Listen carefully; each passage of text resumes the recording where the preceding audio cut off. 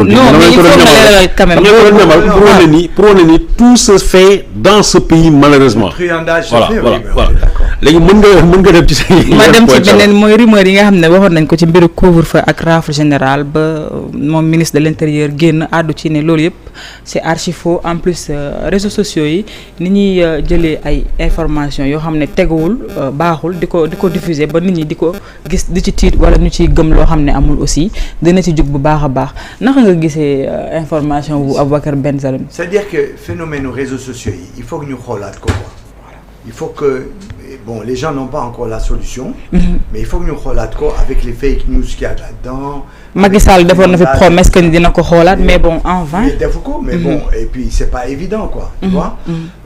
Non mais il y a un problème man quand je vois par exemple les gens qui se trimballent avec des documents ñëw di dugg ci kër nit ñi di leen signaloo FM moi je sais pas wala par exemple dans le net da ngay xool par exemple nga recevoir un mail ñu ne la ta banque xawma lan machin envoie tes coordonnées yooyu mais c'est l'incrédulité quoi des gens quand même mais franchement maintenant il faut faire un travail là-dessus expliquer nit ñi war nañu am plus de comment on appelle ça de gën a vérifier yu ñuy def et cetera mais bon loolu ça va exister mais ça existe mais bon ça arrive à un niveau maintenant même si biir état bi la ñuy attaquer mooy l'état a dit ça voilà. Avant ça s'arrêtait aux entreprises je représentais l'entreprise maintenant dañuy ne état bi moo ko wax bon c'est comme il dit quoi on est dans un monde où les gens effectivement essayent de s'en sortir par de l'escroquerie et nous munti demee ñu def ko. D'accord am na solo alors Babacar. mais il faut des solutions. Les solutions personne ne les a. solution yi ministre de l'intérieur nee na dina ci àddu jëm ci solution yi mu war a indi ci réseaux sociaux yi pour ñu bañ a di divulguer ay informations yoo xamante ne c'est fausse.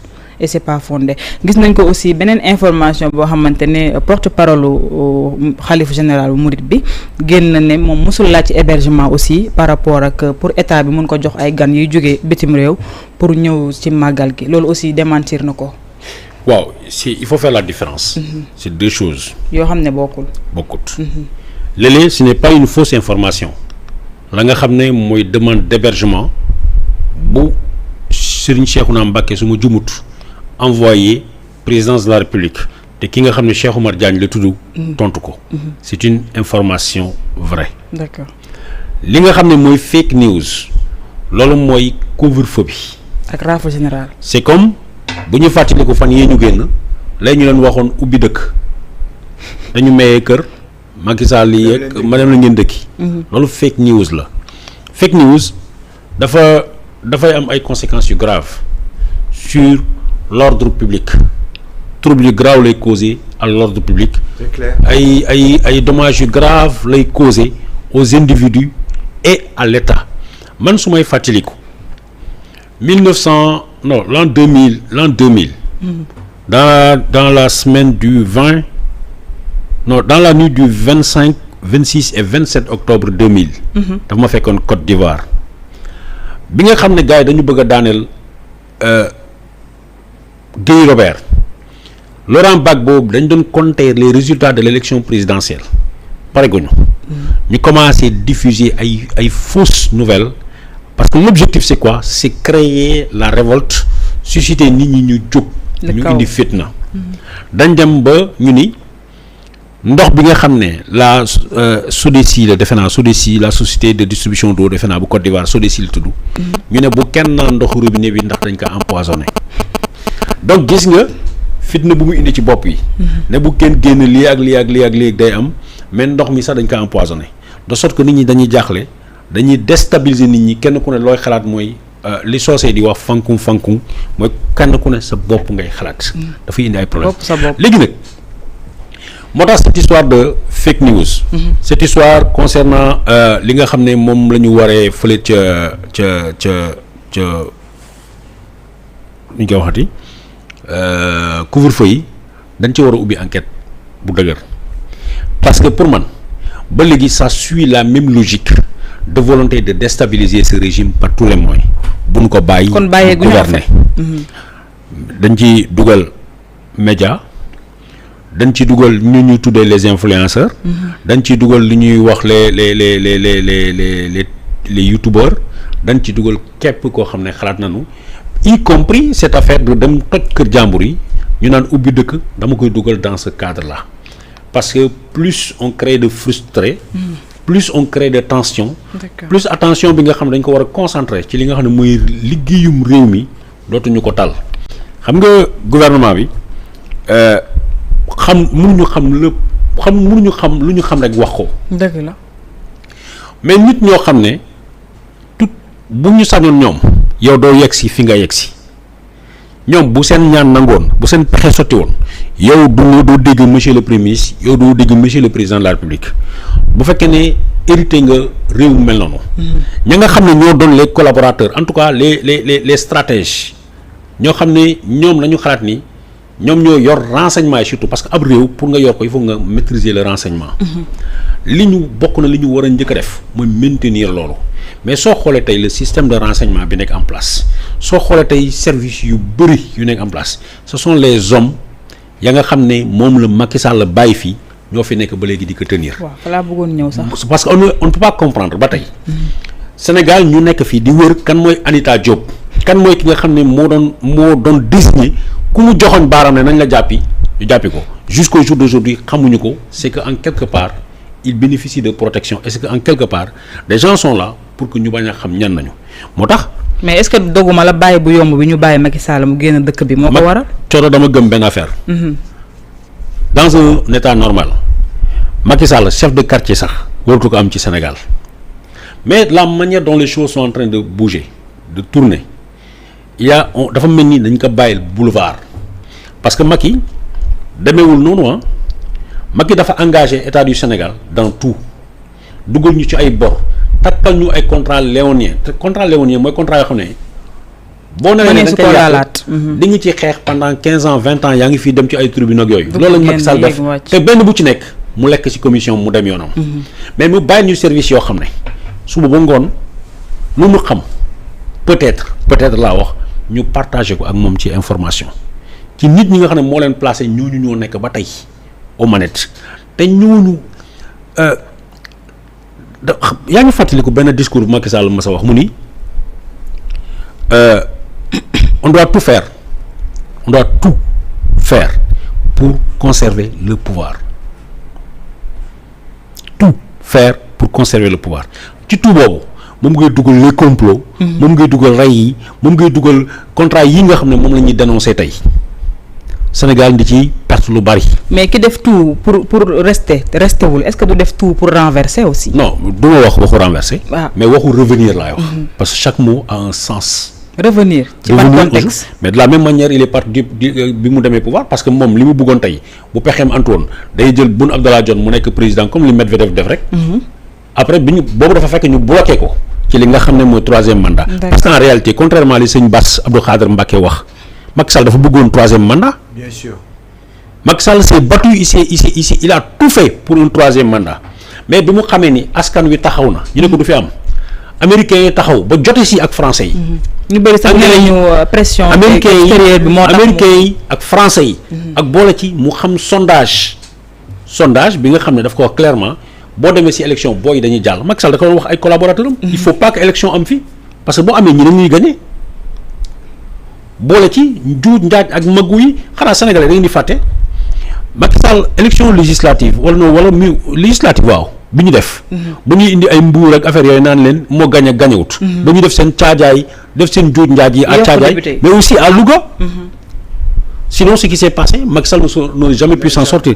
Maintenant qu'est-ce qu'on fait pour renverser cette tendance ba nga xam ne suba dañuy dem Assemblée nationale indi loi boo xam ne dafay wone ni Macky Sall non seulement il faut ñu juger ko condamner ko mais bu ñu ko condamner moom loi boo xam ne daf koy empêcher à jamais mu nekk fii sax chef de quartier ci dëkk bi parce que kenn mënu comprendre la fi Macky Sall def ñu rey ay nit Macky Sall décidé mu tenir toute une région la Casamance mu da koy sevrer bëggoon na def la même chose à Touba mais dafa xaw a ragal parce que dafa ne Touba jox na leen lépp bu leen fàttee ki nekkoon directeur Dakar Dem Dikkam suma frère Moussa Diop waxoon Ila Touba bu ñu ko mënee teggi fii dañ koy teggi yóbbu ko dem teg ko fële Macky Sall dafa wax ni milliards yu mu tuur Touba mosu koo def fenn Abdou Diouf ak keneen ki ñu tudd Abdoulaye Wade ba ci Senghor li moom Macky Sall li mu def ci Touba ak ñoom Cheikh Abdou Khadre Cheikh Bara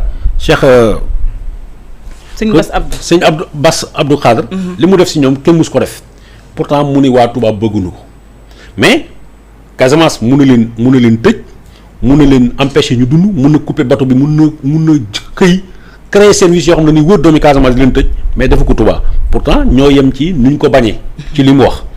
or pendant ce temps ñi nga xam ne ñooy métronome mooy ñi ko gën a jege ñu doon xalaat ay nitu Casamance ñu ngi ci sama xel dafay dem ci Mamadou Badji.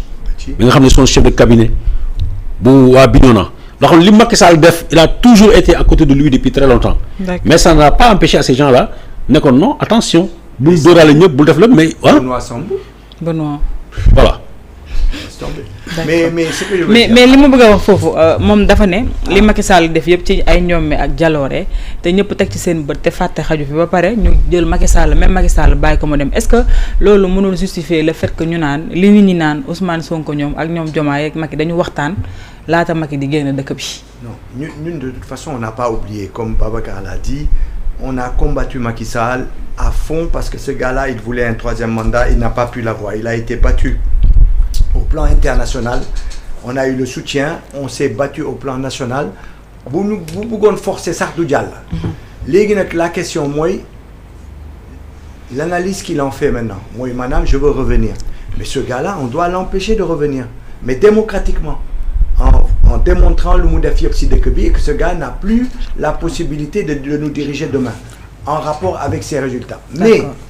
mais le grand mais balaa mais bi ngay wax reddition des comptes yu ñu fiy wax di ko coow ñu ngi naan yàgguñu fi 3 mois 4 mois ñu ngi fi war a def léegi mat 6 mois lan moo tax xaar bi yàgg ba tey. oui non mais parce que ce gouvernement il est nouveau.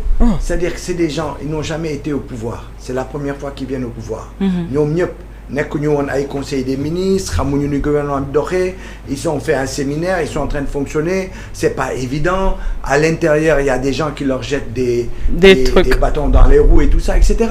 Bon après c'est pas facile ñoom ñoo xam situation bi nu ñu koy évoluer loolu yëpp d'accord na et en plus quand cet état-là on dit il est fragile c'est pas que l'état du Sénégal est fragile il est fragile du point de vue de l'intérieur des choses peuvent se faire bon ceci dit loolu yëpp su amee pourquoi ce gouvernement-là ne travaille pas de façon ouverte avec les gens. C'est ce que je voulais dire Ben parce que tey bii boo ne dañu xamul état mosuñu ko embrasser xamuñu monde étatique donc boo ñëwee accéder je pense que ñi nga war a collaborer peut-être ñu xam état lañ ak ñu am expérience bi. C'est-à-dire moom lay wax toujours les militants du PASTEF et autres etc. Quand on a combattu Macky Sall c'est pas que le PASTEF qui a combattu Macky Sall. C'est tout un peuple. C'est des gens de toutes parts. Donc aujourd'hui quand on nous dit que c'est le PASTEF qui dirige et que c'est le PASTEF mooy diriger. Et que faale wu ñu keneen et que même un poste de chef de ville chef de quartier duñu la ko joxe et tout cette forme d'arrogance là moo baaxul. Parce qu'après nit ñi dañuy seetaan. Les gens vont être des spectateurs. Ça me gêne parce que aujourd'hui je soutiens ce gouvernement-là, j'arrête pas de le dire. Je critique sur certains points, j'arrête pas de le dire. Mais en même temps, quand tu vois un peu dans les réseaux sociaux cette forme d'arrogance, cette forme de dire ñun ñooy diriger, ñooy moom lépp, ñun ñoo leen di écraser. Le mot écraser n'est pas venu de qui? Il est venu de la coalition Diomaye. Donc yooyu ñoom suñu buggee aujourd'hui def un mouvement d'ensemble, def ce qu'on appelle le rempart du peuple sénégalais et non pas le rempart d'un parti et non pas le rempart d'une coalition. Voilà ñu xoolaat seen tooguwaay. C'est ça qu'on leur dit, c'est-à-dire que essayez de comprendre, il y a de l'adversité, mais tout le monde n'est pas adversaire au gouvernement. Par exemple, boo xoolee la coalition Yewwi, moi je suis de la société civile. La coalition Yewwi existait. Après il y a eu des distensions, yenn ñi dem, coalition bi existait toujours. Mais pourquoi aujourd'hui il y a des gens de la coalition Yewwi mais ils ne disent rien par rapport au gouvernement. Tu as les gens du PUR, tu as les gens de Déthié Fall, tu as les gens plein de gens comme ça etc. Tu as comment il s'appelle Boubacar Camara, tu as tous ces gens-là. Qu'est-ce qu'on fait de ces gens-là? Est-ce que ces gens-là on leur dit allez vous opposer. Boubacar Camara qui ne cesse de défendre d'ailleurs le gouvernement. Est-ce qu'on leur dit allez vous opposer, c'est votre affaire. Vous n'êtes pas avec nous. Ou bien est-ce qu'on leur dit on est ensemble. C'est pas une affaire de poste. De poste, oui. C'est pas ñooñu ils demandent pas des postes. Personne ne demande des postes. Mais la question c'est de dire c'est quoi cette forme d'ouverture pour gouverner ensemble. Gouverner ensemble c'est quoi? Qu'est-ce que tu veux? Est-ce que quand tu vois en face l'ennemi s'organisent, les libéraux sont en train de s'organiser. Ils créent leur grande coalition, leur grande convergence d'unité. D'accord? Ceux qui veulent être dans l'opposition, on les connaît. Même s'ils ont combattu Macky Sall, il y en a qui n'accepteront jamais de travailler avec ce gouvernement-là. Ça aussi, on les connaît. Donc, ils vont créer leur propre truc. OK. Mais qu'est-ce qu'on fait maintenant des autres?